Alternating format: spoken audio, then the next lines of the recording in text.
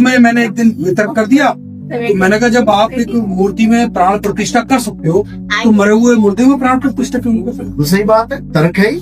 तो तर्क आप नाराज हुए तो क्या ये संभव है शास्त्रों के द्वारा? ये प्राण प्रतिष्ठा संभव नहीं है। अगर प्राण डल गए किसी में जी, तो हमें उसकी हरकत से पता लग जाता है कि इसमें प्राण है कि नहीं। जैसे एक जीव है जिसमें प्राण है, अब देखो प्राण का मतलब होता है ये सांस। इसी को जब आप योग में ले आते हो तो प्राण योग बन जाता है, प्राणायाम बन जाता है, कपालभाति बन जाता है, अनुलोम विलोम बन जाता है। तो प्राणों का ही खेल है ना। अब एक है बिना प्राण का जिसमें ये प्राण है ही नहीं, तो दोनों में कुछ फर्क दिख रहा है ना। एक सांस ले रहा है और एक नहीं ले रहा है। एक में प्राणवायु काम कर रही है, एक में नहीं कर रही है, तो फर्क है। इसमें कह सकते हैं कि प्राण है उसमें नहीं है, यानी प्राण होना और नहीं होना दोनों में फर्क है, दिखता है। एक मूर्ति में प्राण प्रतिष्ठा करा दी मैंने, उसी मूर्ति को ले जाके मैं दूसरे पंडित के पास जाऊं और मैं कहूं कि इसमें प्राण प्रतिष्ठा कर दो, वो कर देगा। उसको पता ही नहीं कि इसमें पहले किसी ने प्राण डाल दिए। दो बार प्राण प्रतिष्ठा हो जाएगी, फिर उसी को ले जाके तीसरे के पास रख देना, वो भी कर देगा। भाई साहब 100 पंडित 100 प्राण डाल देंगे, लेकिन मूर्ति कभी सांस नहीं ले पाएगी 100 प्राण डालने के बाद भी। तो फिर और तुम 2 मूर्तियां ले जाना और कहना कि इन दोनों में से ये बता दो कि 100 बार प्राण प्रतिष्ठा कौन सी मूर्ति की हुई है, बता दो। चलो एक में नहीं हुई है और एक में 100 बार करवा दी मैंने, तुम बता दो कि प्राण प्रतिष्ठा किसमें हुई है। बता नहीं पाएगा वो। तो जब बता ही नहीं पाया, ऐसा सौदा दे दिया जो उसको खुद ही नहीं पता सौदा पड़ा है कि नहीं पड़ा है, समझे। यानी मैंने कोई चीज अगर डाली है किसी चीज में तो मुझे पता है कि मैंने डाली है और मैं अपनी चीज को पहचान जाऊंगा, लेकिन वो अपनी चीजों को भी नहीं पहचान सकता। उसी पंडित से प्राण प्रतिष्ठा करवा देना किसी मूर्ति की और डिट्टो सेम मूर्ति ले जाके दोनों रख देना, पूछना पंडित जी आपने किस वाली में प्राण प्रतिष्ठा की है, भाग जाएगा छोड़ के गद्दी वद्दी अपनी। कोई प्राण प्रतिष्ठा, हाँ जिसको कहते हैं श्रद्धा के लिए तो तुम पत्थर को भी भगवान मान लो, तुम नदी को भगवान मान लो। गंगा नदी को माँ मान लिया, मैंने मान लिया चलो कि गंगा नदी मेरी माँ है, मैंने मान लिया। क्या वो माँ भी मुझे बच्चा मान रही है कि नहीं? मुझे तैरना नहीं आता, मैंने गंगा में छलांग मार दी माँ समझ के, अब वो मुझे डुबाएगी कि मुझे बचाएगी, पहले ये बता दो। बस इसका मतलब वो माँ नहीं मान रही है मुझे, वरना मुझे ना डूबने देती। और एक मुसलमान जो गंगा को नदी को माँ नहीं मानता लेकिन तैरना आता उसे, उसने छलांग मारी, अब गंगा क्या करेगी, उसको डुबाएगी, बचाएगी, तैर जाएगा। यानी मुसलमान जो माँ नहीं मानता उसको तो बचा रही है, और जो माँ मान के कूदा उसको मार रही है। तो काहे की मेरी माँ और काहे का मैं उसका बेटा, कि सारे धर्म मैं ही निभाऊं, मैं मानूं उसको माँ और वो मानती भी नहीं मुझे अपना बेटा, फिर क्या फायदा। या तो वो भी माने, भगवानों को इसलिए माना जाता है क्योंकि भक्तों की रक्षा करी है उसने, तब तो माना ना। और जो रक्षा ही ना कर पाया उसको मैं भगवान कैसे बोलूं, समझो। प्रहलाद की रक्षा हुई इसलिए तो भगवान माना गया उसको, बात ये है। तो ऐसा नहीं है कि भगवान रक्षा करते हैं, भगवान अपने मंदिर में आके भी तांडव मचा देते हैं। केदारनाथ में जाओ, क्या हुआ था, हजारों लोग मर गए, मुसलमान मरा क्या वहां पे, या ईसाई मरा या सिख मरा, हिंदू मरे। यानी हिंदुओं की रक्षा भी भगवान नहीं कर पा रहा है, तो कैसा भगवान है भाई। नहीं समझ में आती मेरी बात किसी को। दिक्कत ये है, असली भगवान आत्मा है। तुम राम जी के पुजारी हो, तुम्हें कोई डंडा मारे, तुम कहो राम जी राम जी राम जी बचा लो, राम जी बचा लो, तुम्हारी खोपड़ी फूट जाएगी। तुम अल्लाह के पुजारी हो, कोई डंडा मारे कहो अल्लाह जी बचा लो, अल्लाह जी बचा लो, खोपड़ी फूट जाएगी। अब देखो क्या करना है, कोई डंडा मारे हाथ बीच में ले आओ। अब ये हाथ कैसे आया वहां तक, ना राम जी ने भेजा, ना हनुमान जी ने भेजा, ना श्याम जी ने भेजा, ना अल्लाह ने वाहिगुरु ने भेजा। किसकी ताकत से हाथ आया बीच में, आत्मा की ताकत से। ये है जो तुम्हें बचा रही है हर जगह, लेकिन तुम्हें पता ही नहीं है कि मुझे बचा कौन रहा है, यही बचा रही है तुम्हें हर जगह। इसी की ताकत से तुम सारे काम कर पा रहे हो, इसी की ताकत से तुम जय श्री राम बोलते हो, इसी की ताकत से तुम धन निरंकार बोलते हो, इसी की ताकत से तुम अल्लाह वाहिगुरु गॉड सब कुछ बोलते हो। लेकिन सब कुछ बोल के उसको पकड़ लेते हो, और जिसकी वजह से बोला जा रहा है उसको तुम जानते तक नहीं।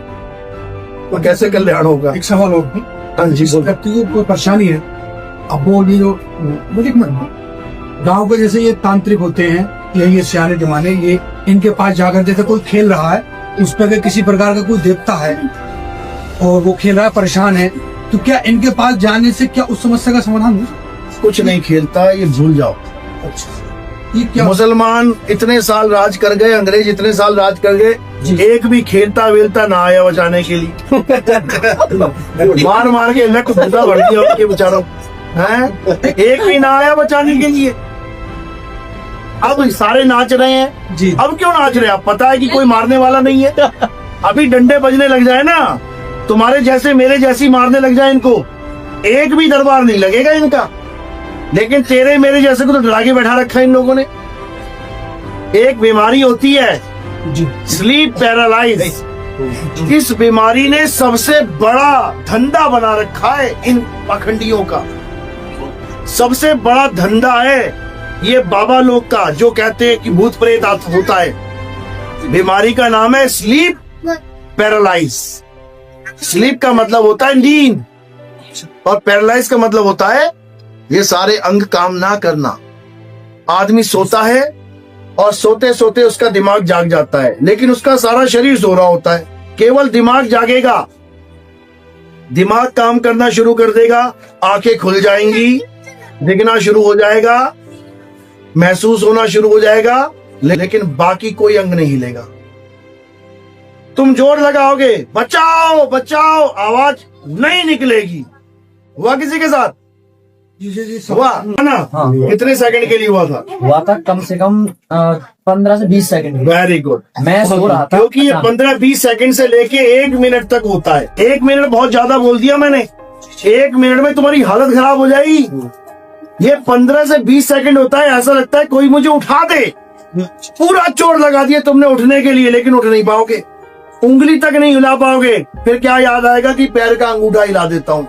याद रखना, जब तुमने पैर का अंगूठा हिलाना शुरू कर दोगे ना, एकदम ये बीमारी ठीक हो जाएगी। एकदम बीमारी ठीक होगी। ये दाएं पैर के अंगूठे से, बहुत इंपॉर्टेंट है ये अंगूठा। तो ये जो बीमारी है, इसमें ऐसा लगता है कि कोई मेरी छाती पे चढ़ गया जी और मेरा गला दबा रहा है। ऐसा लगा था क्या? बिल्कुल बिल्कुल। बस यही सबसे बड़ी, जो इन प्रेत भूत प्रेत वालों का सबसे बड़ा दाव है, यही सबसे बड़ा दाव है। इसको ये कहते हैं कि तेरे ऊपर चंडाल आ गया, तेरे ऊपर प्रेत आ गया, तेरे ऊपर भूत आ गया, अब तू 50,000 खर्चने के लिए तैयार हो जा, नहीं तो तेरा यही हाल होता रहेगा बार बार। और याद रखना, जब तुम इसके बारे में ज्यादा सोचोगे कि मेरे साथ ऐसा हुआ था, भाई साहब हफ्ते के अंदर दोबारा भी हो जाएगा ये। और जैसे ही दोबारा हो गया, तुम्हें एकदम बाबा याद आ जाएगा कि बाबा से भैया करवा ले, वरना रोज कौन मरे। बाबा को 50,000 रुपया दे के जाओगे तुम।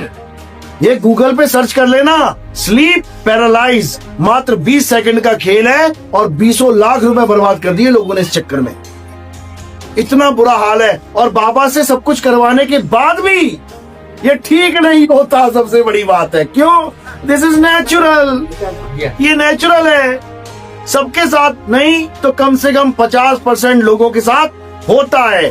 इसलिए इसको दिमाग से बिल्कुल बाहर निकाल दो कि ऐसा कोई भूत प्रेत है मुझे रात में दबोच लेता है। This is only sleep paralyse, nothing else. बात खत्म है इसके ऊपर। तो इसलिए भूत प्रेतों के चक्कर में नहीं पड़ना है, और उस तथ्य को जानना है कि किस कारण उसकी गर्दन घूम रही है।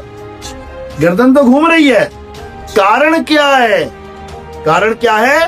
केमिकल लोचा।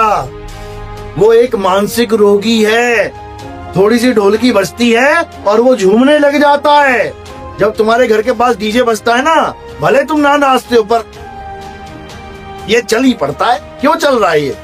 क्योंकि तुम्हारी बॉडी के अंदर कुछ चक्रास हैं। कौन से चक्र है पता है?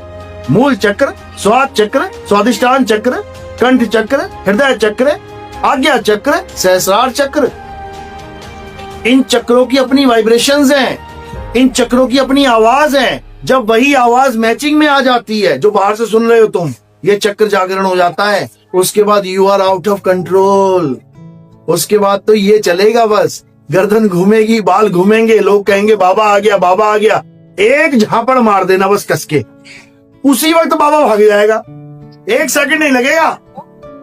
सही बता रहा हूँ मैं। बहुत सुंदर होगा। 1 सेकंड में बाबा भाग जाएगा, लेकिन कोई ये करता नहीं है। क्यों डर जाते हैं कि अरे सच में बाबा आ गया यार।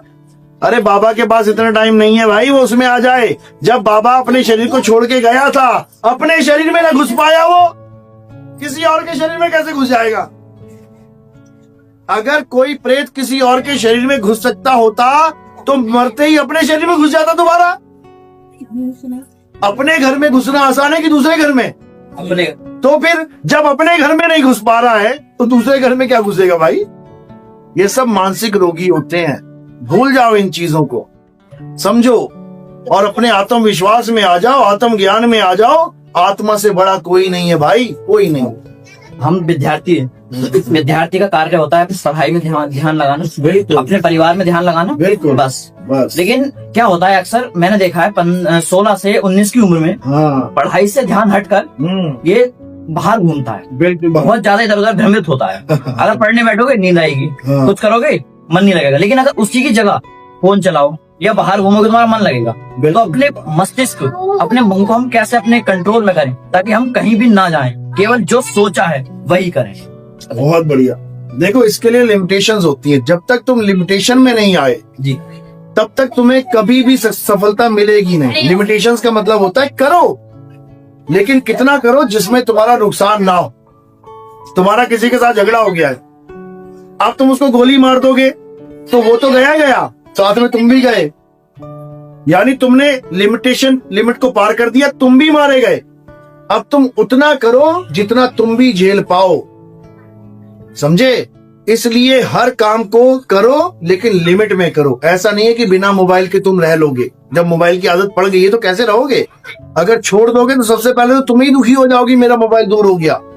लेकिन अगर तुमने उसको लिमिटेड कर दिया कि मैंने इतनी देर यूज करना है, उसके बाद इसको साइड कर देना। जैसे तुमने घर में कुत्ता पाल लिया, अब कुत्ता भौंक रहा है तो क्या करें? अब गोली मार दे कुत्ते को? नहीं, बिस्कुट डाल दो।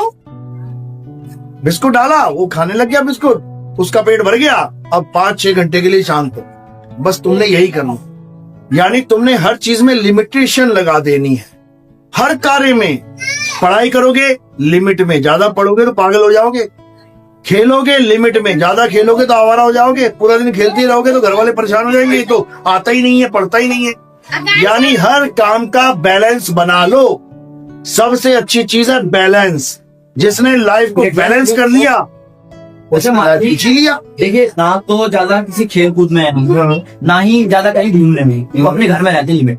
लेकिन हमारे साथ अक्सर यही होता है कि हम पढ़ने बैठे, आंखें हमारी किताब में, हाथ में पेन, लेकिन हमारा मस्तिष्क उस किताब में नहीं। मस्तिष्क भाग रहा, उसको अपने वहीं पे जहाँ पे वो है उसे वही कैसे रोका जाए ताकि वो बिल्कुल सटीकता से पढ़े।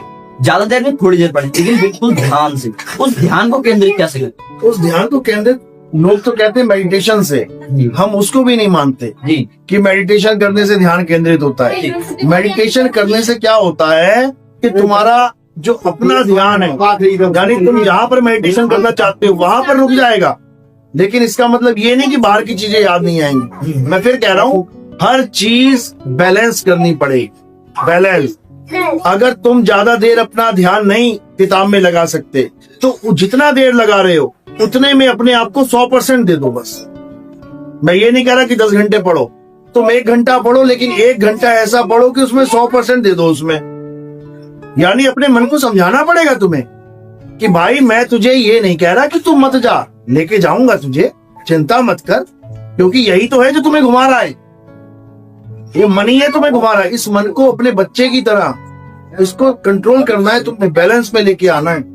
और जब तुम इसको बैलेंस में लेना सीख लोगे तो अपने आप काम ठीक हो जाएगा। इसको तुम दबा नहीं सकते। ऋषि मुनियों ने ये गलती करी है कि मन को दबाने की कोशिश। ये स्प्रिंग की तरह है, तुमने दबा तो दिया बेटा, जिस दिन उंगली हट गई ना ये 10 गुना ऊपर उछल जाएगा। इसलिए इसको दबाना नहीं है, इसको समझाना है, इसको प्यार से समझाना है। अगर ये घूमना चाहता है तो किताब बंद करके घूम ही आ यार एक बार, कोई बात 15-20 मिनट घूमना ना, घूमा, अब बैठ गए किताब लेके, अब नहीं घूमना है, अब यहीं बैठ। तो जब मन को समझाना शुरू करोगे तो समझेगा, करके देखना ये, क्योंकि मन समझता है। तुम्हारा 1 लाख रुपए चोरी हो गया, अब क्या करना है? अब मन को समझाना है कि देख बेटा, अगर मेरा होता तो ये नहीं जाता, जिसका था वो ले गया, तुमने मन को समझा दिया, मन शांत होके बैठ जाए। और अगर तुम समझा नहीं पाए, भाई साहब सोने नहीं देगा ये रात भर। जी जी जी। तो क्या करना है, मन को दबाना नहीं है, समझाना है, मन को लिमिट में रखना है।